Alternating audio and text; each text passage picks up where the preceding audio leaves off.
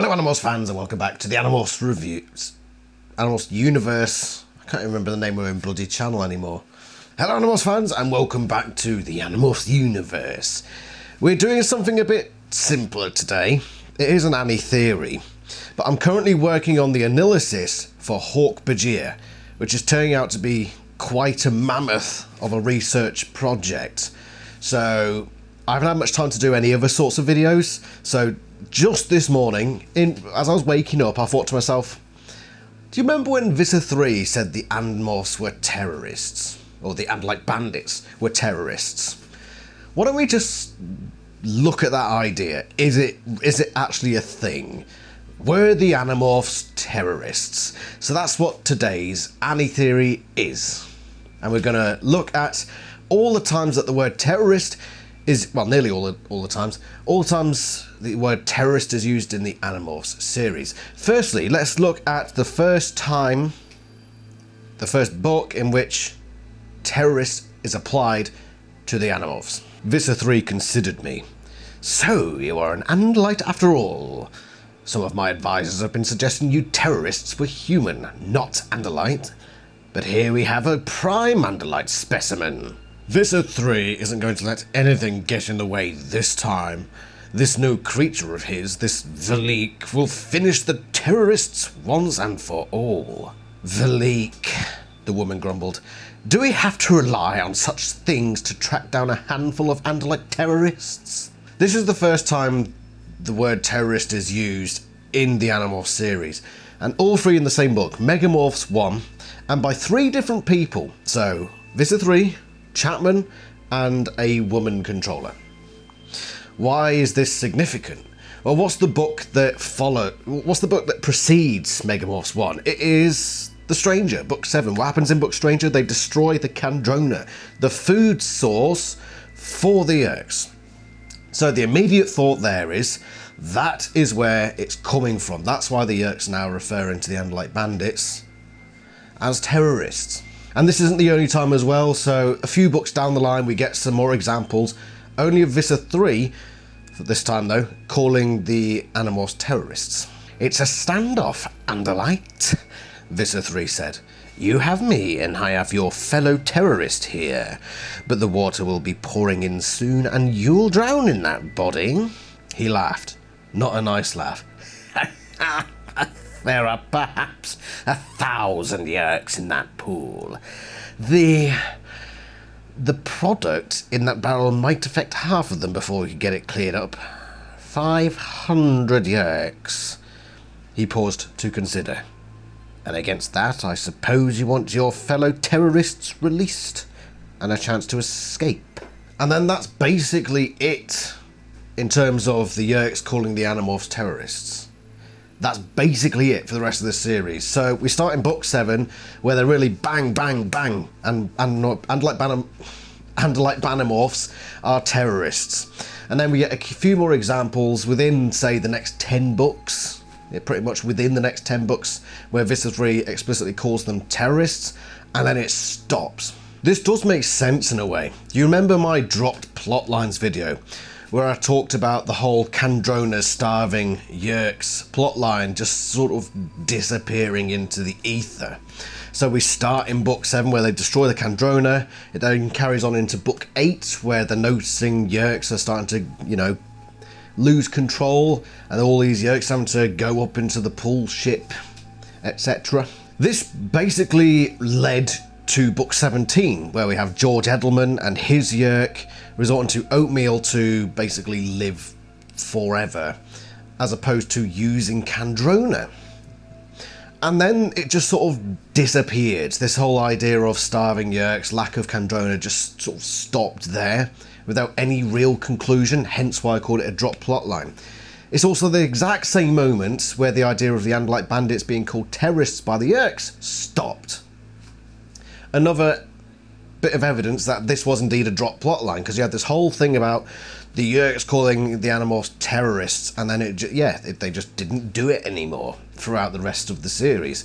However, the word terrorist did pop up again in a few other places, so let's have a look at that. They want a grand slam, David said.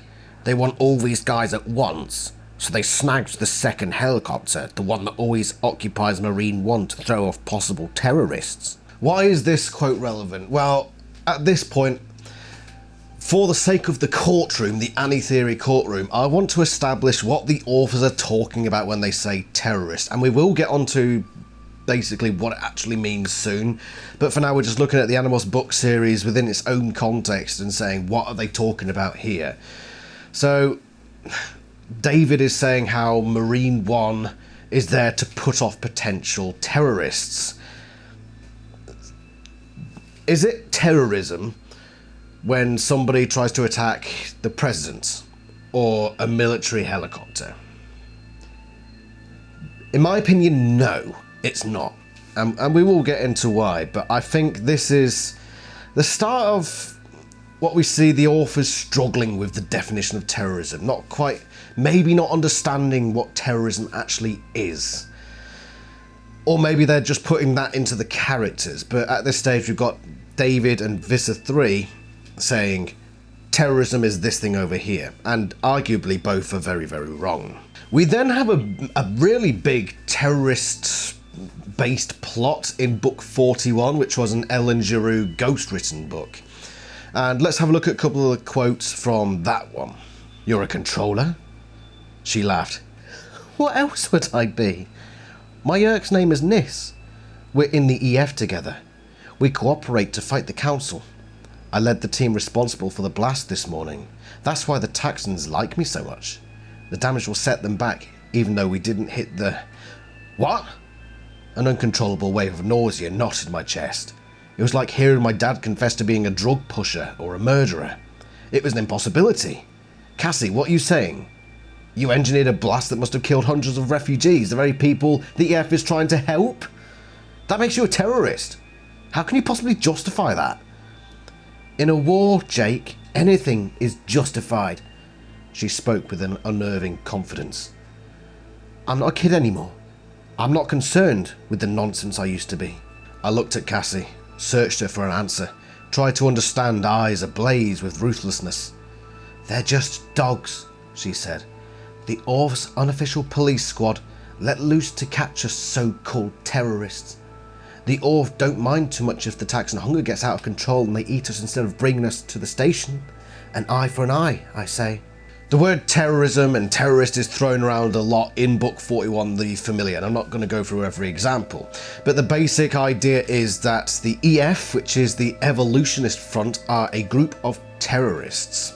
Now this is where I think Ellen Giroux actually gets the idea of terrorism correct, because the Yeerks are the status quo at this point. They're the in-power group, and they control this area that Jake has landed in this dream limbo state. Cassie, as well as a group of Yeerks, have formed the Evolutionist Front, which doesn't agree with the methods that the Yeerks currently use, and by means of violence, they're attacking institutions and non-combatants in order to effect a political movement, a political change. That is basically terrorism. So yes, Jake is correct that Cassie's basically resorted to terrorism here. But remember, this isn't reality. This is just fantasy. They're caught in a landslide and there's no escape from reality. But that's a pretty solid example of terrorism in the Animorphs book series, even though it's not a real scenario. It's book 41, which is very weird, but also very amazing. One of the best books of the series. Now let's move on. Funnily enough, let's move on to another dream sequence. It comes from book 48. The Secret Service guy yanked me from behind the curtain and shoved me toward the exit, but it was too late. 2 Hork-Bajir controllers came crashing into the hallway. The Secret Service man looked flabbergasted. He was prepared for assassins or terrorists, guys in hoods with ragged eye holes, guys with foreign headdresses, guys in American military camouflage garb. Once again, in this dream, we're in the White House. Is it terrorism to go for the President of the United States, who is effectively in charge of the military, therefore the President is inherently a military position? Personally, I think not. This was ghostwritten by Kimberly Morris, but she seems to be very similar in mind to how Catherine or Michael think of terrorism. in which case we'll get onto it. We'll get onto it. Let's move on now to the beginning, the last book of the Animorphs series, because there's a couple of examples of terrorism being used here. Terrorism had grown as a problem. Many of the worst were religious cults convinced that the presence of alien species on Earth was delaying a hoped-for Armageddon. Some were anti-government paranoids, who had convinced themselves that the AniLysis were taking over Earth. Others were sort of latter-day racists, who simply needed someone to hate and focused on the Hork-Bajir. Then there were the ecology extremists, who just hated anything new and technological. Terrorists had begun to attack AniLysis tourists and free Hork-Bajir, and the AniLysis had agreed to make a single morphing cube available, on condition that it remain in AniLysis custody and be used only for anti-terror forces. It was all a setup. KSAF had made the arrangements. We needed a ship to reach orbit where we could steal the parked Yeerk craft, and the AniLysis needed deniability. After we used the shuttle to reach the Yeerk ship, we would crash the shuttle back into the desert. The official story would be that terrorists seized the AniLysis shuttle but were unable to fly it and crashed. The two AniLysis guards would testify that they were overpowered. The State Department would yell at the AniLysis government for being careless. Everyone would be happy. This is back with Catherine and Michael now, and I think they've sort of nailed the definition of terrorism here, because you've got AniLysis and Hork-Bajir who are no longer military, or at least the Hork-Bajir definitely aren't military at this point, and there's a lot of AniLysis tourism, and groups, cults, ideologies are attacking them for various reasons. That is terrorism, because they're doing it to achieve some sort of gain, political or military gain from it. Jake and KSAF and all that lot basically then said, okay, we're going to steal this Yeerk spacecraft, but because there's all this terrorism stuff going on, we're just going to basically frame them. We're going to say, oh, the No AniLysis Brigade did it. Yeah, I mean, that's the sort of thing they do. Just go believe that, will you? And that's basically every instance of the word terrorism being used, or terrorist, or a variety thereof, being used in the Animorphs series. Why is this important? Because it adds all the necessary context for the courtroom session we have today, whereby we look at the Animorphs and say, are they terrorists? So according to the Animorphs series, terrorist is basically someone who's against the status quo. That's what it seems to be from the Animorphs series. The Animorphs seem to believe that terrorists go after the president, which I would consider an assassination rather than a terrorist attempt. Visser Three seems to think that anything going against the Yeerk invasion is an act of terrorism, which doesn't really make sense. Let's now have a think about what the actual definition of terrorism is. I have looked at a few definitions. I'm not going to quote any right now because it's pretty simple, and it can be paraphrased as violence or intimidation primarily against non-combatants in order to make political or military change. That's effectively what terrorism is. Put even simpler, violence against non-combatants to make a government change its policies. That's effectively terrorism. That's what it is. There's been many examples of what terrorism is in the past. So, for example, the IRA, the Chinese Revolution, where all the students running around with red books, putting people through struggle sessions. That's effectively a form of terrorism. That is a weird one though, because Mao was sort of in charge. So you could argue that he was the status quo, but basically he sent out all these students to put these people through struggle sessions in order to get rid of tradition, which you can argue tradition is inherently the status quo. So I still think that's a form of terrorism. The suffragettes are a strange example because they were terrorists. You know, the suffragettes, you know, the women's rights groups and what have you. They said it themselves that their bomb attacks were terrorist attacks. So yes, they were terrorists. We look back a bit more fondly on the suffragettes because even though that they committed these heinous acts and horrible things, the things they fought for eventually came to pass, and we like those things now. So they get shown in a good light. And then probably one of the classic examples, Ku Klux Klan. they were a pretty nasty one. Okay, so you've got a whole range covering all the spectrum of like politics and whatever have you of pretty nasty stuff. Some of it remains nasty in our minds, so the Ku Klux Klan and the Chinese Revolution, most people look at these days and say that's still bad. And then you've got the other side of the spectrum, which is the suffragettes, where we say, yeah, they did bad stuff, but we sort of agree with what they say now. So yeah, terrorism covers a wide spectrum. How does this compare to the Animorphs? Well, what did the Animorphs do? They were a guerrilla fighting force, not gorilla, guerrilla. Ooh. I mean, Marco was technically a guerrilla force, wasn't he? So yeah, you could say the Animorphs were both a guerrilla and a guerrilla force. Anyway, tangent, complete tangent. They were fighting off an alien invasion. And if we look, for example, at the destroying of the Kandrona in Book 7, who was that Kandrona feeding? Who was that a food supply for? It was for Yeerks on Earth. That's an invasive force. For example, back in 1066, Battle of Hastings, you know, if the Anglos had found a food supply for the chaps who'd just come over from France and destroyed that, you wouldn't consider that terrorism. No, that's a military action. So I think the destroying of the Kandrona is purely a military action. But what's interesting then is how immediately the Yeerks start saying that the AniLite bandits are terrorists. Why? Is it propaganda? That's the big question you have to ask there. Maybe Visser Three doesn't actually believe that they are terrorists, but he instills that idea into his people. And why would he do that?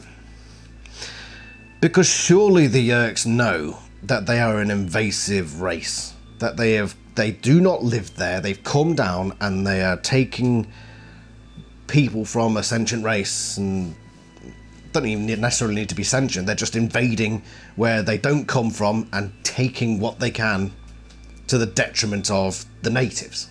The only way in which I can see them genuinely thinking it's terrorism is if they think that they have a natural right to it. If they say, for example, we are technically parasites, therefore it is our right to be parasites. Therefore what we are doing is a natural right for us. Therefore us being on Earth isn't something that's wrong inherently, it's purely natural. Therefore attacks on our food supply is effectively attacking us when we are living in the way we're meant to live. That's the only, it's a very convoluted way, but it is the only genuine way I think that they can convince themselves properly that the AniLite bandits are terrorists. But then you also got to consider, and something I've just thought myself, if they genuinely think these are AniLite bandits and not humans, then that just makes things a little bit more complicated. But there was that quote in there as well where Visser Three said, a lot of people think they're actually humans, but no, here's an actual AniLite here. So I think we'll just skip that slight tangent for now, because I think we're covered there, honestly. There's another example by which you could argue that the Yeerks are right in calling the Animorphs terrorists. Whenever they kill a Yeerk, they typically kill the host, which is an innocent bystander technically. So in fighting against these Yeerks and killing these Yeerks, they are killing and causing violence to civilians. The problem is here, they're not technically bystanders. They're innocents, but they're not bystanders. Bystanders? You understand what I'm saying? Because the parasites are inside the body, they're being controlled. So they're not out of the way. So I don't buy that, personally. Is there any other case where the Animorphs, prior to Megamorphs 1, attack what would be considered civilian Yeerks?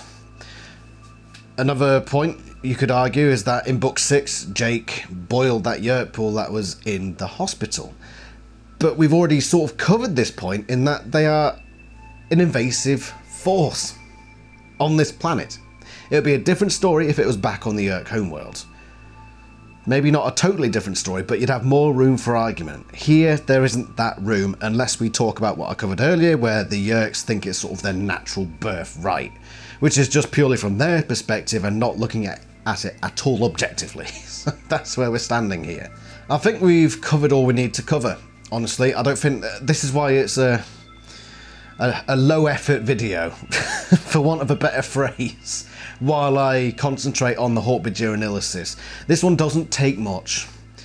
So we've got the evidence now, we've got our definitions, both in book context, in real world context, which are largely the same, with a few minor differences where they think the assassination of a president is a form of terrorism, which I don't agree, because, as I've mentioned, the president is a military leader.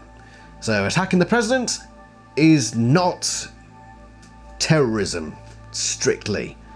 It's more of an assassination or a military maneuver. I think that's about right. Unless, look, picture freaking Joe Biden, you know, back in Delaware on his millionth holiday, just sitting with his ice cream, you know, dribble coming down. If you come up to him then and start kicking him, you know, and you say, right, Joe, I'm going to kick you again if you don't get whoever controls you to change the policy over there. I think at that point you could say this is possibly... Even then, no, not really. But that's the only time you can argue. And don't go kicking Joe Biden, by the way. Poor sod. You pick him up, you dust him off, and you say, right, Joe, let's go play some bingo. I'd play bingo with Joe. It'd be a good laugh. Oh, I'll tell you, no, wait, we need to get Joe and Donald over a chessboard. You know, they're too old now. Just get them in a retirement home over a... Rook to King 5. I think the horsey goes over there. That needs to be televised. Anyway, I don't think attacking the president is an act of terrorism. I think it's either an assassination attempt or a military maneuver, effectively. And that's not to say it's good. It's not good. It's still murder if you... Yeah, just don't. So we've passed everything to the jury now. The jury being me. And you can be jury as well if you want in the comments below. But I'm looking at everything here. Are the Animorphs terrorists? Firstly, charge 1, are the Animorphs terrorists within the context of the Animorphs definition of terrorists and how it's used? Part 2, are the Animorphs terrorists in the real definition? And on both counts, not guilty. No, the Animorphs are not terrorists. No. They've done some pretty shitty stuff, okay? They've done some bad things. But bad things does not equate terrorism all the time. A lot of times it does.